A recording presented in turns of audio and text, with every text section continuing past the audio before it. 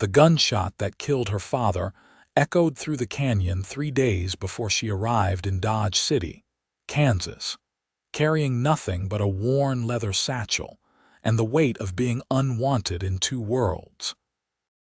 Juniper Owens had learned early that her mother's Cherokee blood, mixed with her father's Irish heritage, made her something most folks preferred not to acknowledge.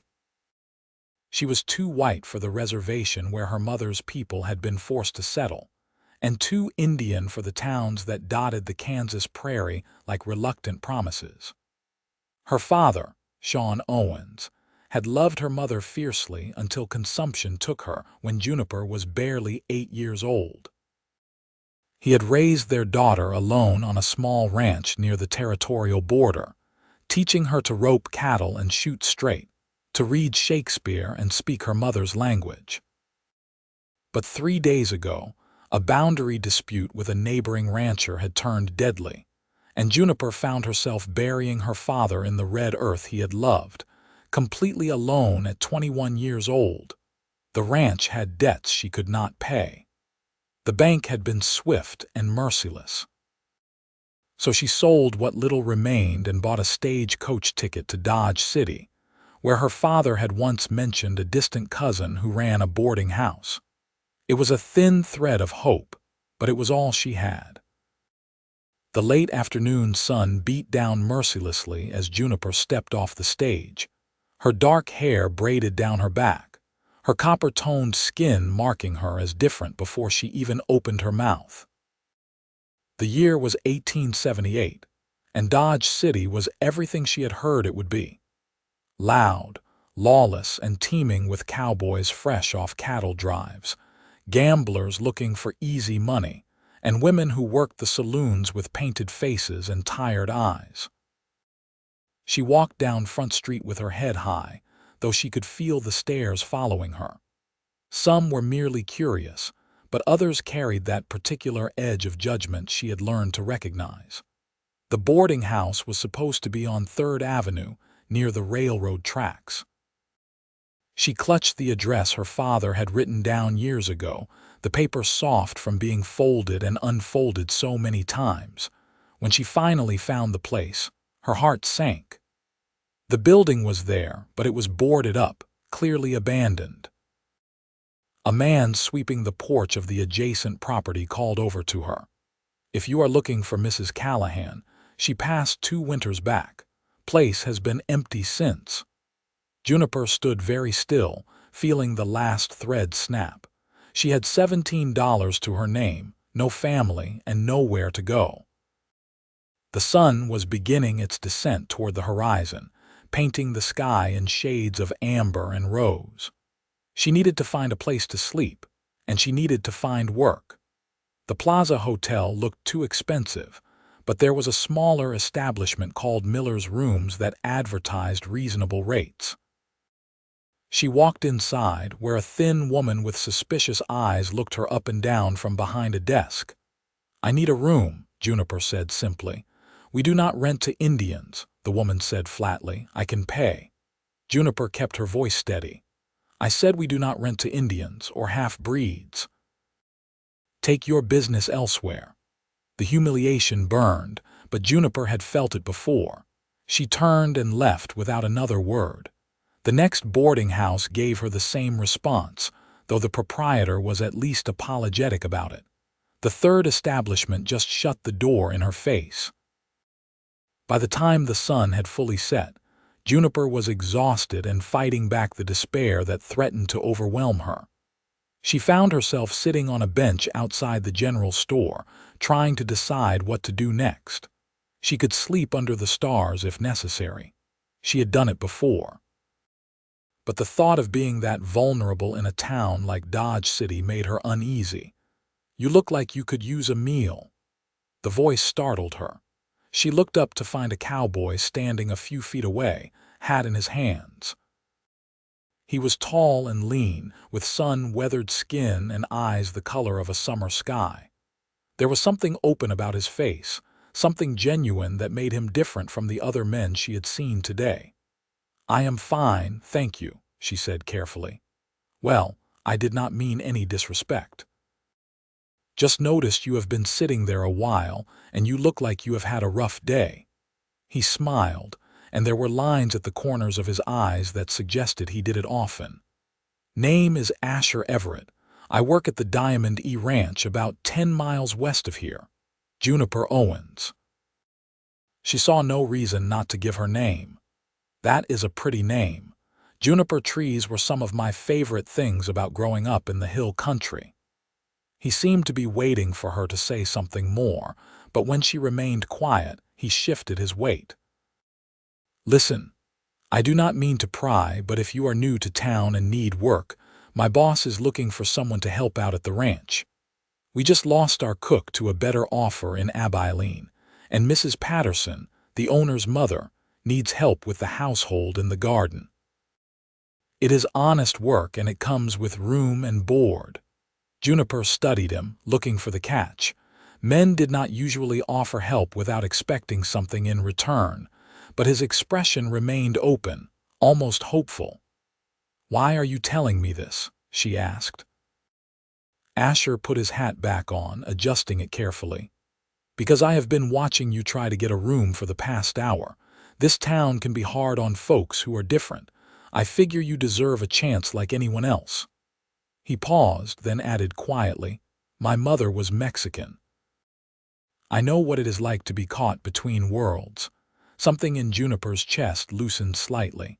She stood up, slinging her satchel over her shoulder. "I can cook, and I am good with gardens. I can also work with horses and cattle if needed." "Then you will be perfect. Come on." "I have got my horse tied up at the saloon. We can ride out tonight if you want, or wait until morning. There is a decent restaurant that does not ask too many questions if you are hungry." Juniper's stomach had been empty since breakfast. She nodded. "I could eat." The restaurant was a small place tucked between a saddle shop and a dry goods store. The woman who ran it, a weathered widow named Mrs. Chen, served them beef stew and fresh bread without comment on Juniper's appearance. Asher ate with the unself-conscious appetite of someone who worked hard physically, but he was not crude about it. Between bites, he told her about the Diamond E Ranch. Old man Everett started it 30 years ago, carved it right out of the prairie. He passed 5 years back, left it to his son, Daniel. Good man, fair employer. Runs about 300 head of cattle, has a dozen hands working for him year-round, more during roundup and trail drives. Mrs. Patterson, that is Daniel's mother. She manages the house and takes care of Daniel's 2 kids since his wife died in childbirth 3 years ago. It is a lot of work, which is why she needs the help." "How old are the children?" Juniper asked. "Samuel is 5, and little Emma just turned 3. They are good kids, energetic but good-hearted." Juniper felt a pang thinking of children who had lost their mother so young. At least she had had 8 years with hers. "And your employer will not mind about my heritage."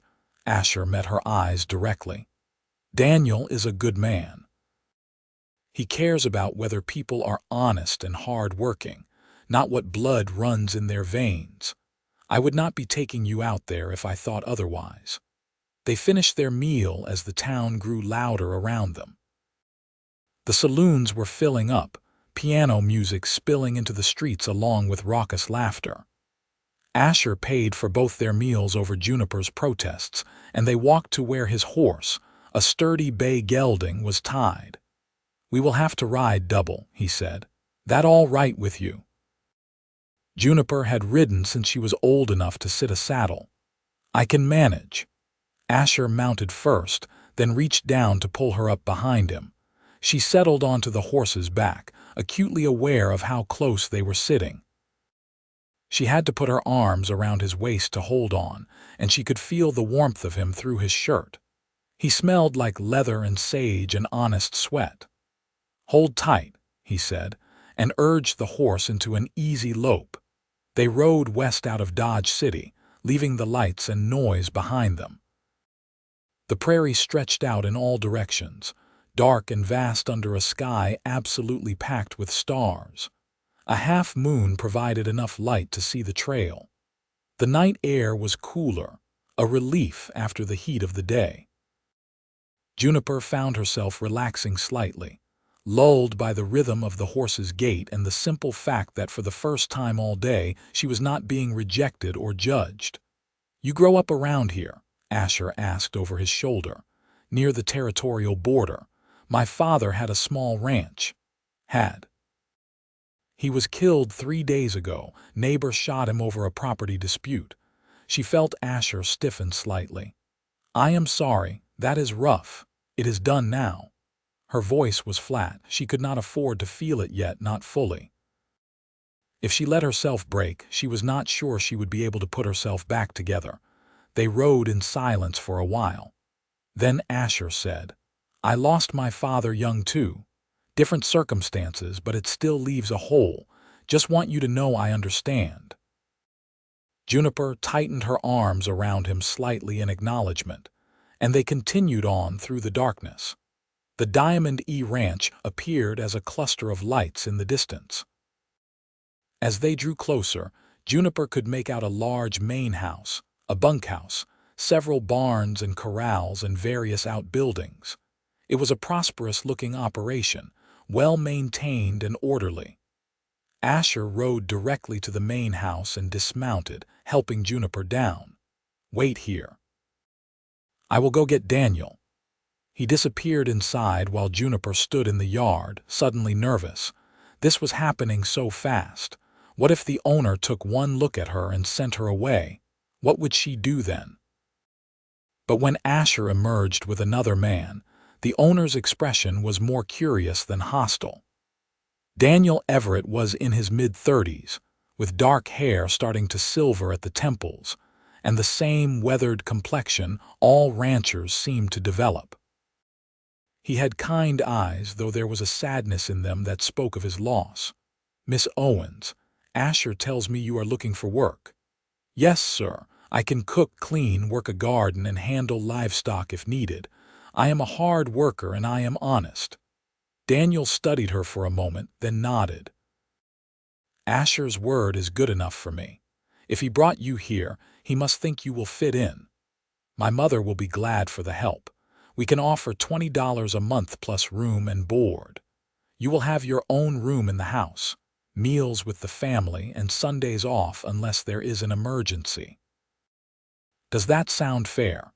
$20 a month was more than generous with room and board included. Juniper felt dizzy with relief. "More than fair, sir, thank you. No need for thanks until you see how much work it is." But he smiled when he said it. "Come on inside. I will introduce you to my mother, and she can show you to your room. You look exhausted." The house was warm and welcoming inside, with well-worn furniture and children's toys scattered in corners. An older woman appeared from the kitchen, wiping her hands on her apron. She had steel-gray hair and sharp eyes that softened when she looked at her son. "Mother, this is Juniper Owens. She is going to be helping you around the house." Mrs. Patterson looked Juniper up and down, taking in her travel-stained dress and exhausted face. "You look about ready to drop, girl. Come on, I will show you where you will be sleeping. We can discuss duties in the morning." "Thank you, madam. Call me Alina. No need for formality when we will be working together every day." Juniper followed Alina up a narrow staircase to the second floor. Her room was small but clean, with a real bed, a washstand, and a window that looked out over the prairie. After weeks of uncertainty and 3 days of grief, it felt like a sanctuary. "Breakfast is at 6, Alina said, "but sleep as late as you need tomorrow. You look like you have been through the mill." After Alina left, Juniper sat on the edge of the bed and finally let herself feel the full weight of everything that had happened. Her father was gone. Her home was gone. Everything familiar had been stripped away. But she had found this place, and these people who seemed willing to give her a chance. She thought about Asher's kindness, the way he had noticed her struggling and offered help without asking for anything in return. She lay back on the bed, still fully dressed, and fell asleep to the sound of the wind moving through the grass outside her window. Morning came with the smell of coffee and frying bacon. Juniper woke disoriented, forgetting for a moment where she was. Then it all came flooding back. She washed her face in the basin, changed into a clean dress, and braided her hair before heading downstairs. The kitchen was a large, cheerful room with a big iron stove and windows that let in the morning light. Alina was already working, and two small children sat at the table eating porridge. They looked up with wide eyes when Juniper entered. "Good morning," Alina said briskly. "I hope you slept well. This is Samuel and Emma. Children, say hello to Miss Juniper." "Hello," they chorused obediently. Juniper smiled at them. "Good morning. That porridge looks good." "Grandma makes it with honey," Emma informed her solemnly. "Then I am sure it is delicious." Alina handed her a cup of coffee. "The hands eat in the bunkhouse, but the family takes breakfast here. Daniel will be in shortly. After we eat, I will show you around and explain how things work." The morning passed in a blur of information. Alina showed her the garden, the chicken coop, the root cellar, and the wash house. She explained the weekly routine: laundry on Monday, baking on Tuesday and Friday, cleaning on Wednesday, mending on Thursday, and special projects on Saturday. Sundays were for rest and church if Juniper wanted to attend, though Alina made it clear there was no pressure. "I know how some churches can be about certain things," Alina said carefully. "If you would rather stay here on Sundays, no one will think less of you for it." Juniper appreciated the delicacy. "I will see how I feel when the time comes." They were interrupted by the sound of horses approaching. Through the kitchen window, Juniper saw Asher and two other cowboys riding toward the house. Her heart did an unexpected little jump when she spotted him. He swung down from his horse with easy grace and said something to the other men that made them laugh. "That boy is too charming for his own good," Alina said, but there was affection in her voice. "Been working here 6 years now. Daniel trusts him more than anyone else on the ranch." "He was very kind to me last night," Juniper said. "Asher has a good heart, takes after his mother in that regard. She was a lovely woman. Died when he was 16, fever. He does not talk about it much, but I know he still misses her." The men came into the house for the midday meal, dusty and hungry from the morning's work. They filed into the dining room where Alina and Juniper had set out cold meat, cheese, bread, and pickles. Daniel said grace, and then there was little conversation as the men ate. Juniper hung back slightly, not sure of her place, but Asher caught her eye and smiled. After the men had returned to work and the children were down for their naps, Alina sat Juniper down at the kitchen table. "I want you to understand something," the older woman said. "This ranch, this family, we judge people by their character and their work. I do not care if you are part Cherokee, part Irish, or part anything else. What I care about is whether you are honest, whether you are kind to my grandchildren, and whether you pull your weight. Can you do those things?" "Yes, madam." "Then we will get along just fine. Now, Daniel told me you lost your father recently. I am sorry for that. If you need time to grieve, you take it. Work is important, but so is healing." The unexpected kindness brought tears to Juniper's eyes. She blinked them back quickly. "Thank you. That means more than you know." Alina patted her hand. "I raised my son to be a good man, and I hired you to help me, not to be my servant. We are going to be working side by side, so we might as well be friends." Over the following weeks, Juniper settled into the rhythm of ranch life. She rose early to help Alina with breakfast, spent her mornings in the garden or doing laundry, her afternoons watching the children or preparing supper. The work was hard but satisfying, and she fell into bed, each night pleasantly exhausted. Samuel and Emma warmed to her quickly, especially when she began telling them stories her mother had told her, tales of rabbit and bear and how the world came to be. Daniel was a fair employer, quiet but observant. He made sure she had everything she needed and never treated her as anything less than a valued member of the household. The other ranch hands were a mixed group, some friendly, some indifferent, but none openly hostile. She learned their names and their habits. There was Tom, the older cowboy who had worked on the ranch since its founding, Marcus, who was barely 18 and still learning, Pete and Charlie, brothers from Missouri, and Asher. Asher was different. He always had a smile for her when he came in for meals. He asked how her day had been and actually listened to the answer. When the chickens got out one afternoon, he helped her round them up, laughing as they chased the stubborn birds around the yard.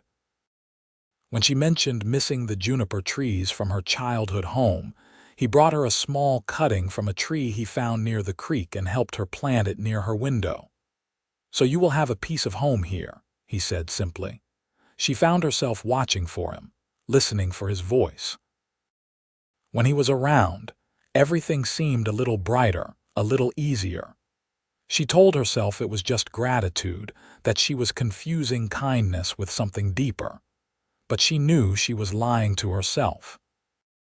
One evening in early June, about 6 weeks after her arrival, Juniper was sitting on the porch shelling peas while the children played in the yard. The sun was setting, painting everything gold. Asher rode up after checking the cattle in the north pasture and dismounted near the porch. "Need any help with those?" he asked, nodding at the peas. "I would not say no to the company." He settled onto the porch step and grabbed a handful of pods. They worked in companionable silence for a while, the only sounds the snap of pea pods and the children's laughter. Finally, Asher said, "You settling in all right, nobody giving you trouble, everyone has been kind, more than I expected, honestly." "Good. That is good." He paused, then added, "I have been meaning to ask, would you like to go riding sometime? I could show you more of the ranch, maybe take you out to the canyon. It is real pretty this time of year." Juniper's hand stilled. Was he asking to spend time with her, just the two of them? "I would like that." His face lit up. "How about Sunday afternoon? We could pack a picnic, make an afternoon of it." "Sunday afternoon sounds perfect." They smiled at each other, and Juniper felt warmth spread through her chest that had nothing to do with the summer evening. Sunday arrived with clear skies and a gentle breeze. After the morning chores were done and the midday meal was cleaned up, Juniper changed into her riding skirt and met Asher at the barn. He had 2 horses saddled and ready, along with a sack of food a leaner had helped him pack. "Ready?" he asked. "Ready." They rode north across the rolling prairie, following a trail only Asher seemed to see. He pointed out landmarks, told her stories about the ranch, and made her laugh with tales of his early days as a cowboy when he could barely stay on a horse. After about an hour, they came to a canyon cut deep into the earth by a small river. Trees grew along the water, providing shade and shelter. It was breathtakingly beautiful, a hidden oasis in the middle of the grassland. They dismounted and spread a blanket near the water. A leaner had packed fried chicken, biscuits, cheese, and apple pie. They ate and talked, the conversation flowing easily. Asher told her about growing up in Texas, about his mother teaching him to speak Spanish and English, about the struggle of being accepted in towns that saw his mother's heritage as something shameful. "She was the strongest person I ever knew," he said. "She refused to hide who she was, even when it would have been easier. She taught me that being proud of where you come from is not arrogance, it is survival." "My mother was like that too," Juniper said softly. "She spoke Cherokee to me even when my father's neighbors disapproved. She taught me the old stories, the old ways. I think it hurt her that her people would not fully accept me, but she never let me feel like I was less because of it." You are not less, Asher said firmly. You are more. You have the strength of both your peoples. The sincerity in his voice made her throat tight. Not everyone sees it that way. Then they are fools. He reached over and took her hand, his calloused fingers warm against hers. I see you, Juniper, not just the part that is white or the part that is Cherokee, all of you. And I think you are remarkable. Her heart was pounding so hard she was sure he could hear it. Asher, I know it is probably too soon to say this. I know you have been through a lot and you are still healing. But I have been drawn to you since the moment I saw you sitting on that bench in town. You looked lost but determined, hurt but not broken. And every day since, I have found more reasons to admire you. The way you are with the children, the way you work alongside Alina without complaint, the way you hold your head high even when you know people are judging you. I think you are the strongest, most beautiful woman I have ever met. Juniper could barely breathe. I thought I was imagining it, the way you look at me sometimes. I thought I was seeing what I wanted to see. What do you want to see? Someone who sees me the way you just described. Someone who does not look at me and see a problem to be solved or a mistake to be tolerated. Someone who just sees me. Then you are not imagining anything. He lifted her hand and kissed her knuckles gently. I know this might be complicated. I am just a ranch hand and you are still finding your footing. But I would like to court you properly if you will let me. I would like to see where this might go. I would like that too, she whispered. He smiled, that open, genuine smile that made her feel like the sun was shining directly on her. They sat there by the river, hands linked, talking until the shadows grew long and they knew they needed to head back. But something fundamental had shifted between them. They were no longer just friends or acquaintances. They were something more, something with possibility. Over the following weeks, their courtship unfolded in stolen moments and quiet conversations. Asher would find reasons to come up to the house during the day, ostensibly to ask Daniel something but really to catch a glimpse of Juniper. She would make extra cookies and save the best ones for him. On Sundays, they would go riding or walking, exploring the ranch and the surrounding countryside. They talked about everything, their pasts, their dreams, their fears. Asher told her about wanting to have his own ranch someday, a place where he could build something lasting. Juniper admitted that she had never thought much about the future before, too focused on surviving each day, but that now she was beginning to imagine what a life might look like. What kind of life? Asher asked as they sat by the creek one afternoon, their boots off and their feet in the cool water. One with roots, she said. A home that is really mine, where I do not have to worry about being accepted or rejected. Maybe a family someday, children who grow up knowing they belong somewhere. That sounds like a good life, Asher said softly. I would like to be part of that if you would have me. She looked at him, at the hope and affection plain in his face. I think I would like that too. He kissed her then, gentle and sweet, his hand cupping her cheek. It was her first kiss, and it made her feel like everything broken inside her was starting to mend. But not everyone was pleased with their growing attachment. One afternoon in late July, Juniper was in the garden picking tomatoes when she heard voices raised in anger near the barn. She straightened up, shading her eyes against the sun. Tom, the oldest ranch hand, was standing toe-to-toe with Asher, his face red with anger. It is not right, Tom was saying loudly enough for his voice to carry. You are making a fool of yourself over that half-breed girl. What are you thinking? Juniper froze, the blood draining from her face. Asher's voice was cold in a way she had never heard before. Watch your mouth, Tom. Juniper is a lady and you will speak of her with respect. A lady. She is a half-breed. Her kind do not belong here, and you cozying up to her is going to cause problems. Mark my words. The only problem here is you and your narrow mind. Juniper is part of this ranch now. She works hard, she is kind, and she has earned her place here. If you cannot accept that, then maybe you should take your prejudice somewhere else. I have worked this ranch for 30 years, and I respect that. But I will not stand by and let you talk about Juniper like she is something shameful. She is worth 10 of most people, and if you cannot see that, then you are blind as well as bigoted. There was a long silence. Then Tom spat on the ground and walked away, his shoulders stiff with anger. Asher stood there for a moment, breathing hard before he turned and saw Juniper standing by the garden, the basket of tomatoes forgotten in her hands. He walked over quickly. "How much did you hear?" "Enough." "I am sorry." Tom is old-fashioned and set in his ways. He should not have said those things, but he believes them. Her voice was flat. "And he is not the only one, is he? People in town, the other ranches, they all think the same thing." "I do not care what they think." "But I do," she said, and was surprised to hear her voice break. "I care because it is always going to be like this.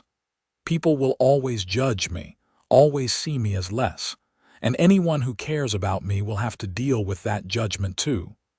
Is that fair to you?" Asher took the basket from her hands and set it aside, then pulled her into his arms. "Life is not fair, Juniper. If it were, you would not have lost your parents. You would not have been turned away from those boarding houses. You would not have to prove yourself over and over just to be seen as human. But I am not interested in fair. I am interested in you. And if other people have a problem with that, then that is their problem, not mine." She buried her face against his chest, feeling his heart beat steady and strong beneath her cheek. "I do not want to be a burden to you. You could never be a burden. You are everything I have ever wanted, even when I did not know I was looking for it. Do you understand? You are everything." She pulled back to look at him, seeing the fierce sincerity in his eyes. "How can you be so sure?" "Because when I am with you, everything makes sense. The world is a better place. I am a better man. And I know with everything in me that I want to spend the rest of my life with you if you will have me. Are you proposing?" Her voice came out barely above a whisper. "Not yet. Not until I can do it properly, with a ring and everything you deserve. But I am telling you my intentions. I am telling you that I am in this for the long haul, no matter what small-minded people like Tom might say. So the question is, are you willing to take a chance on us?" Juniper thought about all the times she had been rejected, all the times she had been told she was not good enough. And then she thought about Asher's unwavering acceptance, his kindness, the way he looked at her like she hung the moon. She thought about the life he was offering, the possibility of belonging somewhere not despite who she was but because of it. "Yes," she said. "Yes, I am willing." He kissed her then, deep and passionate, and she kissed him back with all the hope and fear and love that had been building in her chest for weeks. That evening at supper, the tension between Asher and Tom was obvious. Daniel noticed and pulled them both aside after the meal. "I do not know what happened between you two today, and I do not particularly care," Daniel said firmly. "But this is a working ranch, and I need my men to get along. Whatever the issue is, settle it or set it aside. Understood?" Tom shot a glance at Juniper, who was clearing dishes in the dining room. "Understood, boss." "Asher, understood." But after Tom left, Daniel called Asher back. Juniper tried not to obviously eavesdrop, but she could hear their voices from the kitchen. "Does this have something to do with Juniper?" Daniel asked quietly. "Tom does not think I should be courting her. He made his opinions clear." "And what did you tell him?" "That his opinions are his own problem." There was a pause. Then Daniel said, "For what it is worth, I think Juniper is a fine woman. She has been good for my mother and wonderful with my children. If you care about her and she cares about you, then you have my blessing." But I will not have fighting among my men over it. Make sure Tom understands that." "Thank you, sir. That means a lot." When Asher came into the kitchen a few minutes later, Juniper was washing dishes. He picked up a towel and started drying. "Everything all right?" she asked. "Better than all right. Daniel gave us his blessing." Relief flooded through her. Daniel's approval mattered, not just because he was Asher's employer, but because he had become something like a friend to Juniper. "Really, really. I told you there are good people in this world. We just have to find them." August arrived with scorching heat that turned the prairie grass yellow and made everyone short-tempered. The cattle needed constant attention to ensure they had enough water, and the men worked long days checking water holes and fixing windmills. Juniper spent her time trying to keep the garden alive and managing the children, who were bored and restless in the heat. One particularly sweltering afternoon, Alina sent Juniper into town with a list of supplies they needed from the general store. Daniel hitched up the wagon for her, and Asher volunteered to go along, ostensibly to help with the heavy loading but really to keep her company. The ride into Dodge City took about an hour, and they talked easily the whole way, their hands linked between them on the wagon seat.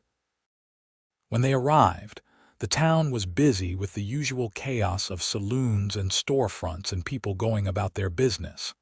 At the general store, they split up the list and started gathering items.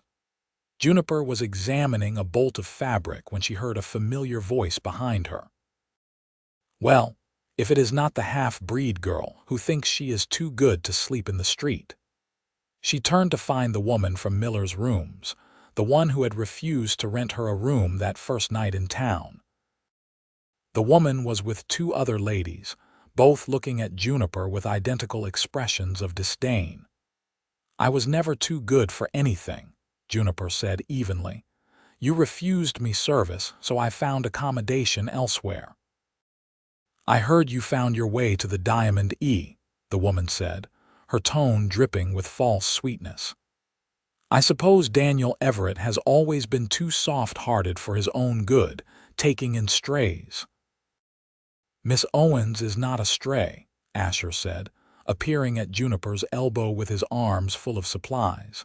His voice was pleasant, but there was steel underneath. "She is a valued member of the household and my intended, and I would appreciate it if you spoke to her with respect." The women's eyes went wide. "Your intended, Asher Everett, surely you are not serious." "I am completely serious." He set down the supplies and took Juniper's hand, lacing their fingers together. "Juniper Owens is the finest woman I have ever known, and I am fortunate that she has agreed to be my wife. Now, if you will excuse us, we have shopping to finish." He steered Juniper away, leaving the women gaping behind them. Once they were out of earshot, Juniper let out a shaky breath. "You did not have to do that." "Yes, I did. I meant what I said. You are my intended, and I will not let anyone speak to you that way. Besides, it is time people in this town understood that you are not going anywhere. You are here to stay, and they had better get used to it. Your intended." She could not help the small smile that tugged at her lips. "Is that official now?" He stopped walking and turned to face her, right there in the middle of the general store. "It is if you say yes. Juniper Owens, will you marry me?" Her heart felt like it might burst. "You said you wanted to do this properly with a ring." "I will get you a ring. I will get you anything you want. But right now I need to hear you say it. Will you marry me?" "Yes," she said, laughing and crying at the same time. "Yes, I will marry you." He kissed her right there in front of everyone, and several people gasped in shock. But Juniper did not care. Let them stare. Let them judge. She had found someone who loved her for exactly who she was, and that was worth more than all the approval in the world. They finished their shopping in a happy daze and loaded the wagon. On the ride back to the ranch, they talked about the future. They would get married in the fall, after Roundup. Asher had been saving his wages for years, and he thought he had enough for a small down payment on some land. Maybe they could start their own place eventually, build something of their own. "I do not need anything fancy," Juniper said. "Just a home and you and maybe children someday." "I will give you all of that," Asher promised. "I will give you everything." When they arrived back at the ranch and told Alina and Daniel the news, there was genuine celebration. Alina hugged Juniper tightly and whispered, "I am so happy for you, dear. You deserve every bit of joy coming your way." Daniel shook Asher's hand and offered his congratulations. Even the children were excited, though they did not fully understand what marriage meant. They just knew that Miss Juniper was happy, and that was enough for them. That night, after everyone had gone to bed, Juniper stood at her bedroom window looking out at the stars. She thought about her father, wishing he could have met Asher, knowing he would have approved. She thought about her mother, hoping she would be proud that her daughter had not given up, had kept fighting to find a place in the world. And she thought about herself, about the girl who had arrived in Dodge City 2 months ago with nothing but grief and $17, and the woman she was becoming now. Loved, valued, and finally home. The next few weeks passed in a blur of planning and preparation. Alina took it upon herself to help Juniper prepare for the wedding, teaching her to sew her own dress and discussing what kind of ceremony they wanted. Asher rode into town and bought a simple gold band from the jeweler, spending nearly all his savings on it. When he presented it to Juniper one evening as they sat on the porch, she cried at the beauty of it. "It is not much," he said apologetically. "It is everything," she corrected him. As the summer wore on, Juniper noticed changes in herself. She was more confident, more settled. The constant anxiety that had plagued her since her father's death was easing. She laughed more easily, slept more soundly. The children had become like her own, and she loved them fiercely. Samuel had started calling her Miss June, a nickname that made her heart swell. Emma would climb into her lap at the slightest opportunity and fall asleep there, trusting and content. One afternoon in mid-September, as the heat was finally starting to break, Juniper was in the kitchen baking bread when Alina came in looking troubled. "What is wrong?" Juniper asked immediately. Alina sat down heavily at the table. "I just got word from town. There is a group of men forming a committee. They are calling themselves the Decency League, and they are trying to pass rules about who can live and work in Dodge City. From what I hear, they specifically want to exclude Indians and anyone of mixed heritage from owning property or holding employment." Juniper felt like she had been punched in the stomach. "Can they do that? I do not know. Daniel is going to ride into town tomorrow and talk to the mayor." "But Juniper, this could affect you. This could affect your future with Asher." "But we are not in Dodge City, we are on the ranch. For now. But if you and Asher want to buy land someday, start your own place, these kinds of laws could prevent that. I wanted you to know what we might be facing." Juniper sat down across from Alina, her hands shaking slightly. Just when she thought she had found safety, found a place to belong, the world was trying to take it away again. That evening, when Asher came in for supper, she pulled him aside and told him what Alina had said. His face darkened with anger. "They cannot do this. They can try, and if enough people support them, they might succeed. Then we will fight it. Daniel has connections, friends in the territorial government. We will make sure these bigots do not win." But Juniper could see the worry in his eyes, and it mirrored her own fear. They had been planning a future together, and now that future felt uncertain. Daniel rode into Dodge City the next morning, and when he returned that evening, he called a meeting in the ranch house. All the hands gathered in the living room, along with Alina, Juniper, and the children. "I met with the mayor today," Daniel began. "This Decency League is real, and they have some support, particularly among the business owners who are afraid of losing customers if they are seen as too friendly to minorities. But the mayor is not on their side, and neither are several influential citizens. We are going to fight this, but it is going to take time and effort. Tom, who had been mostly civil since his confrontation with Asher, spoke up. Why should we get involved in town politics? This is a ranch, not a courthouse. Because what happens in town affects all of us, Daniel said firmly. If these laws pass, they set a precedent. Today it is about employment and property ownership. Tomorrow it could be about something else. And besides, Juniper is part of our family now, and we protect our own. Juniper felt tears prick her eyes at his words. Daniel caught her gaze and nodded, as if to say he meant every word. Over the following weeks, the battle lines were drawn. Daniel and several other ranchers formed a coalition against the Decency League, arguing that such discriminatory laws were un-American and harmful to the territory's growth. There were heated town meetings, letters to territorial officials, and more than a few fistfights in the saloons. Asher attended every meeting he could, speaking eloquently about fairness and justice. Juniper wanted to go with him, but he convinced her it was safer for her to stay at the ranch, away from the ugliness. I do not want you subjected to the things they are saying, he told her. I can handle it. You stay here where you are safe. But Juniper hated feeling helpless. She threw herself into her work, trying to keep her mind off the uncertainty. Alina was a steady presence, refusing to let the controversy dampen the wedding plans. You are getting married in October whether this town likes it or not, Alina declared, and it is going to be beautiful. The wedding dress was taking shape, a simple but elegant creation in cream-colored cotton. Alina had somehow procured a length of lace that she was using for the sleeves and collar. Juniper worked on it in the evenings, each stitch a small act of hope. Finally, in early October, the controversy came to a head.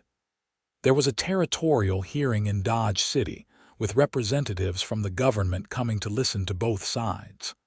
Daniel, Asher, and several other ranchers attended to speak against the proposed laws. The hearing lasted all day, with passionate arguments on both sides. When they returned that evening, Asher was exhausted but triumphant. He found Juniper in the garden and swept her into his arms. We won, he said. The territorial government ruled that such discriminatory laws violate the basic principles of American citizenship. The Decency League can spout their hatred all they want, but they cannot enshrine it into law. Juniper sagged against him in relief. It is really over. This battle is over. There will always be people who judge you, who see you as less. But legally, officially, you have the same rights as anyone else. We can buy land. We can build our home. We can live our lives without fear of the law being used against us. She kissed him, pouring all her relief and gratitude and love into it. Thank you for fighting for me. I will always fight for you, he said simply. You are everything I have ever wanted. The wedding was set for the third Sunday in October. It would be a small ceremony on the ranch, with just the immediate household and a few close friends in attendance. Alina had arranged for a traveling preacher to perform the service, and Daniel had offered the use of the ranch house for a small celebration afterward. The morning of the wedding dawned clear and cool, with a hint of autumn in the air. Juniper woke early, too excited to sleep. Alina helped her dress, fastening the tiny buttons at the back of the gown and arranging her hair. She had woven wildflowers into Juniper's dark braid, and the effect was simple but lovely. You look beautiful, Alina said, her eyes suspiciously bright. Asher is a lucky man. I am the lucky one, Juniper said. If you and Daniel and Asher had not given me a chance, I do not know where I would be right now. You would have found your way. Strong women always do, but I am glad your way led you here. The ceremony was held in the front yard of the ranch house, under a cloudless blue sky. Asher waited at the makeshift altar, wearing his best clothes and looking nervous and happy and so handsome Juniper's breath caught. Daniel walked her down the short aisle, giving her arm a reassuring squeeze before handing her over to Asher. The preacher kept the service brief and heartfelt, speaking about love and commitment and the courage it took to build a life together. When it came time for the vows, Asher's voice was strong and clear. I, Asher Everett, take you, Juniper Owens, to be my lawfully wedded wife. I promise to love you, honor you, and stand by you through whatever life brings us. You are my partner, my equal, and my greatest joy. I will spend every day of my life trying to be worthy of you. Juniper's voice shook slightly, but she got through her own vows. I, Juniper Owens, take you, Asher Everett, to be my lawfully wedded husband. I promise to love you, support you, and build a life with you. You saw me when I was invisible to others. You valued me when I felt worthless. You are my home, and I will love you always. When the preacher pronounced them husband and wife, Asher kissed her tenderly while their small gathering applauded. Samuel and Emma cheered loudly, delighted by the excitement even if they did not fully understand it. The celebration afterward was simple but joyful. Alina had made a beautiful cake, and there was music and dancing. Juniper danced with her new husband, with Daniel, even with little Samuel, who stood on her feet and let her waltz him around the yard. As the sun set and the stars began to appear, she felt a profound sense of peace settle over her. This was her family now. These people who had welcomed her, fought for her, and celebrated with her. She was no longer alone. That night, Asher carried her over the threshold of a small cabin that Daniel had offered them as a wedding gift. It was just one room for now, but it was theirs. Asher had spent weeks fixing it up, making sure it was ready for them to start their married life. "Welcome home, Mrs. Everett," he said, setting her down gently. "I like the sound of that," she said, smiling up at him. They made love for the first time that night, gentle and passionate, discovering each other with wonder and joy. Afterward, they lay tangled together in the small bed, talking in whispers about the future. "I want to give you everything," Asher said, tracing patterns on her bare shoulder. "A bigger house, land of our own, children if you want them, everything." "I already have everything," Juniper said. "I have you. But yes, I want those things too. I want to build a life with you, a real life. I want children who grow up knowing they are loved and wanted. I want a home that is truly ours." "Then that is what we will make," he promised. The months that followed were some of the happiest of Juniper's life. She and Asher settled into married life with ease, their small cabin becoming a warm refuge at the end of each day.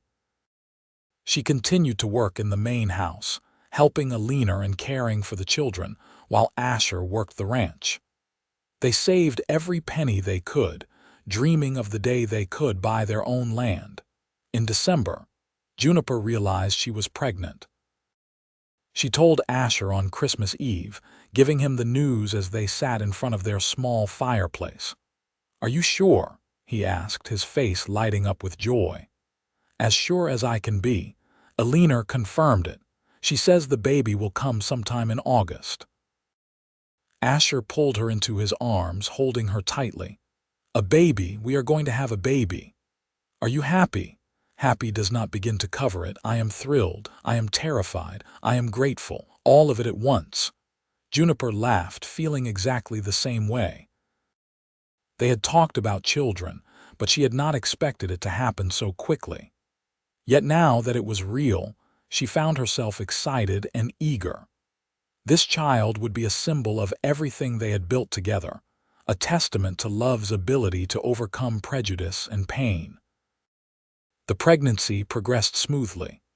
Alina was a wealth of knowledge and support, and Juniper felt healthy and strong. By the time spring arrived and the prairie began to green up again, Her belly was round and obvious. The children were fascinated, asking endless questions about the baby. Samuel wanted to know if it would be able to play with him right away. Emma insisted on talking to Juniper's stomach every day, telling the baby stories. In May, Daniel called Asher into his office for a private conversation. When Asher emerged, he was grinning so widely Juniper immediately knew something wonderful had happened. "What is it?" she asked. "Daniel just offered to sell me 300 acres of the eastern section of the ranch. He is giving me a fair price, and he is willing to take payments over 10 years. Juniper, we can have our own place, our own land." She threw her arms around him as best she could with her pregnant belly between them. "That is wonderful. Can we afford it? If we are careful and we work hard, yes. I already talked to Daniel about continuing to work for him while we build our own house and get our own herd started. He is willing to be flexible. We could move onto the land by fall, have the baby there." It felt like everything was falling into place. They spent their evenings planning the house they would build, deciding where to put the barn and the corrals. Asher sketched rough drawings and Juniper added her own ideas. It would be small to start, just a few rooms, but it would be theirs. In late August, as the summer heat was starting to break, Juniper went into labor. It was a long and difficult birth, lasting through the night and into the next day. Eleanor and a midwife from town attended her while Asher paced outside, anxious and helpless. Finally, as the sun was setting on the second day, a baby's cry filled the small cabin. Eleanor emerged, tired but smiling. "You have a son, a healthy, strong boy, and Juniper is doing fine." Asher rushed inside to find his wife propped up in bed, exhausted but radiant, holding a tiny bundle. The baby had dark hair and was already showing signs of having his mother's coloring. "He was perfect. Meet your son," Juniper said softly. Asher sat carefully on the edge of the bed and reached out to touch the baby's tiny hand. The infant's fingers closed around his father's thumb, and Asher felt his eyes fill with tears. "He is beautiful. You are beautiful. I cannot believe we made this." "We need to name him," Juniper said. They had discussed names for months, unable to settle on one. But now, looking at their son, Asher said, "What about Samuel Owen? After Daniel's son who has been so good to us, and your father." "Owen Everett," Juniper said, testing it out. "I like it. Owen Samuel Everett." "Welcome to the world, Owen," Asher whispered to his son. The next few months were a blur of sleepless nights and overwhelming joy. Owen was a good baby, healthy and strong. Daniel gave Asher time off to help Juniper recover and adjust to motherhood. When Owen was 6 weeks old, Asher began working on their house in his spare time. Several of the other ranch hands helped, and by late fall the basic structure was complete. It was a simple 2-room house with a loft, but it had a good roof and a sturdy fireplace. It was home. They moved onto their own land in November, taking their small collection of belongings and their infant son. Daniel gave them a milk cow as a housewarming gift, and Eleanor sent them off with a larder full of preserves and staples. That first night in their own home, with Owen sleeping peacefully in a cradle Asher had built and the fire crackling in the hearth, Juniper felt a contentment so deep it almost hurt. "We did it," she said, leaning against her husband as they stood looking out at the land that was now theirs. "We really did it." "You did it," Asher corrected. "You had the courage to keep going when everything was stacked against you. You had the strength to open your heart to me even though you had every reason to protect it. This is your victory as much as mine." "It is ours," she said firmly. "Everything we have, everything we are, we built together." Over the next few years, their small ranch grew.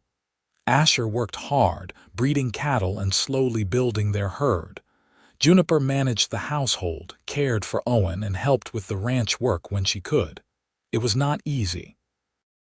There were lean years when the cattle prices fell, and they worried about making their payments to Daniel.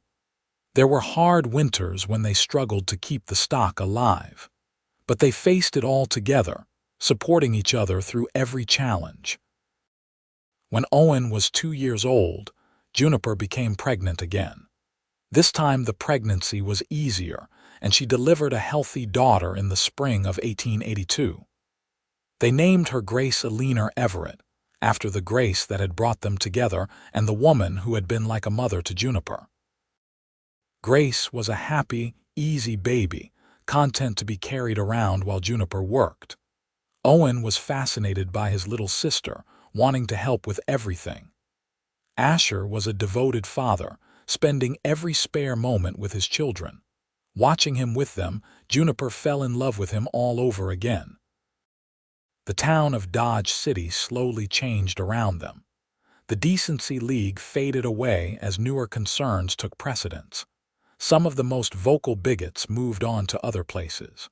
New people arrived who were more open-minded. Juniper found she could go into town without facing the constant judgment she once had. She would never be fully accepted by everyone, but she had carved out a place for herself and her family, and that was enough. Daniel remarried in 1883, a kind widow from a neighboring ranch. Samuel and Emma gained a new mother who loved them well. Asher continued to be a presence in their lives, doting on all the children and acting as grandmother to Juniper and Asher's growing brood. When Owen was 5 and Grace was 3, Juniper became pregnant a third time. This pregnancy was the hardest yet, leaving her tired and uncomfortable. But in the winter of 1885, she delivered twin boys. They named them Jacob Sean and Joseph Daniel, honoring both their heritage and the people who had helped them build their life. Asher hired a young man to help with the ranch work, so he could spend more time with Juniper and the children during those chaotic early months. The house felt too small with 4 children, so they added on another room and expanded the loft. Their herd had grown to nearly 100 head, and they were making good money.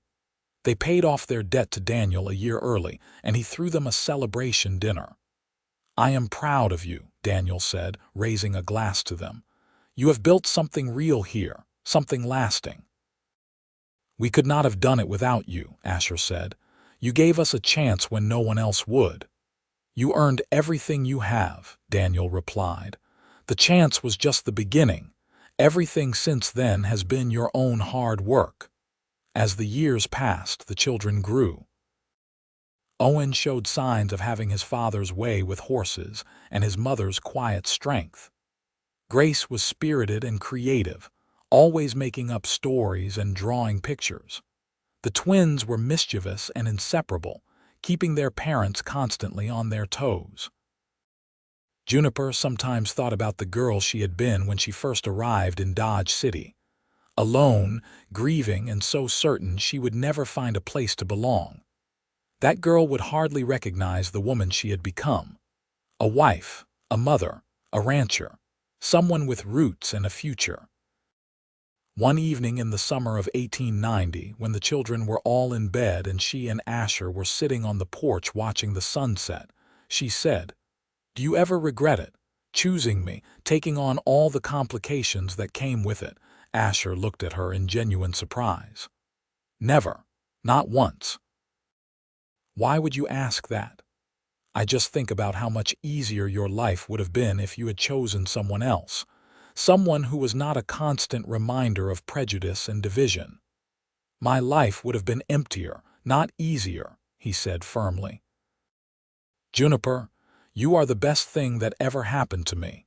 You gave me a purpose beyond just working and saving money. You gave me a family, a home, a reason to be better. If I had to face down 1,000 decency leagues to have this life with you, I would do it without hesitation." "I love you," she said simply. "I love you too. Always have, always will." They sat in comfortable silence, hands linked, watching the stars come out one by one. In the distance, They could hear the cattle settling down for the night and the wind moving through the grass. It was the sound of home. More years passed. Owen grew into a fine young man, taking on more responsibility at the ranch. Grace showed talent for teaching and began helping at the small school that had been established in Dodge City. The twins were terrors as teenagers, but good-hearted terrors who made their parents laugh more than they worried them.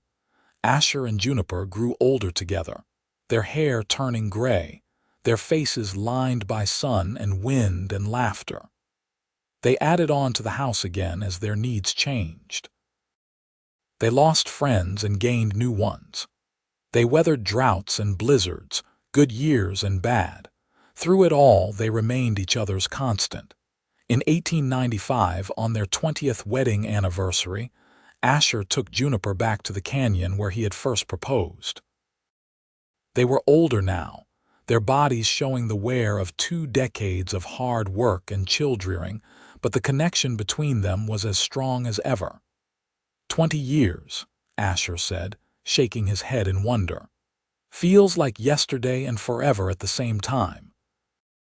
Best 20 years of my life, Juniper said. Even the hard parts because we faced them together. I would do it all again, Asher said. Every moment, every challenge, every joy.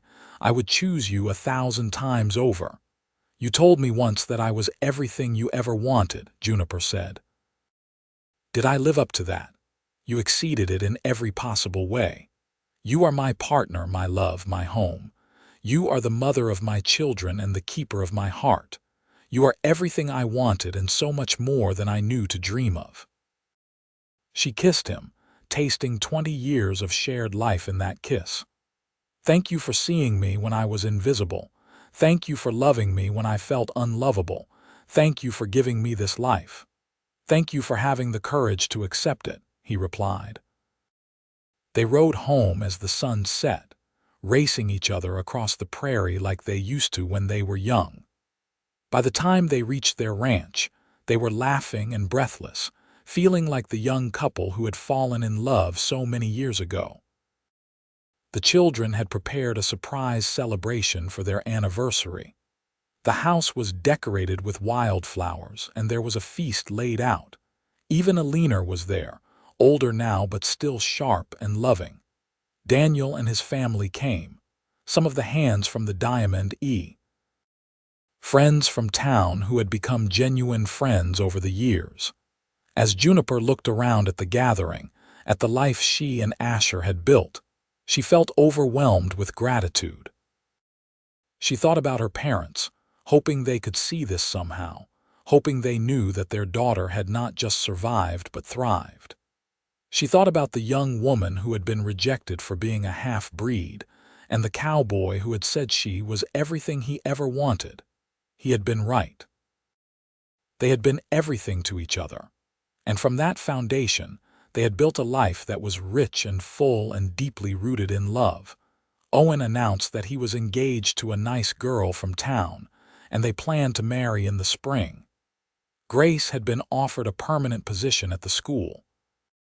The twins were talking about expanding the ranch, buying more land. The future stretched out before them, full of possibility. That night, after everyone had gone home and the children were asleep, Asher and Juniper stood together in the doorway of their house, looking out at the land they had claimed and tamed and made their own.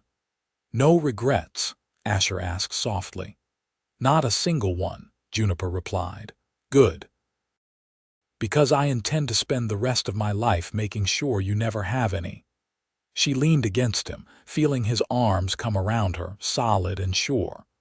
The moon was rising over the prairie, painting everything silver. Somewhere in the distance, a coyote called and another answered. The night was alive with sound and movement, with the pulse of the land they loved. Juniper had been rejected for being a half-breed. But one cowboy had looked at her and seen not a problem to be solved or a mistake to be tolerated, but a woman worth fighting for. He had said she was everything he ever wanted, and then he had spent every day since proving it. and she had proven herself too.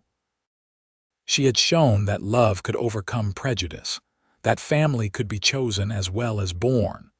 That home was not a place, but a feeling built by two people who refused to let the world define their worth. As they stood there together, 20 years of marriage behind them and hopefully many more ahead, Juniper knew with absolute certainty that she had found exactly where she belonged. Not despite who she was, but because of it. She was Juniper Everett, wife of Asher, mother of 4, rancher and survivor. She was a woman who had taken the worst the world could throw at her and transformed it into something beautiful. The wind picked up, carrying the scent of sage and grass and home. Asher kissed the top of her head and she smiled. Tomorrow would bring new challenges, new joys, new adventures. But tonight, right now, they had everything they needed. They had each other, they had their family, they had their land. They had built a life worth living, and that was more than enough. It was everything.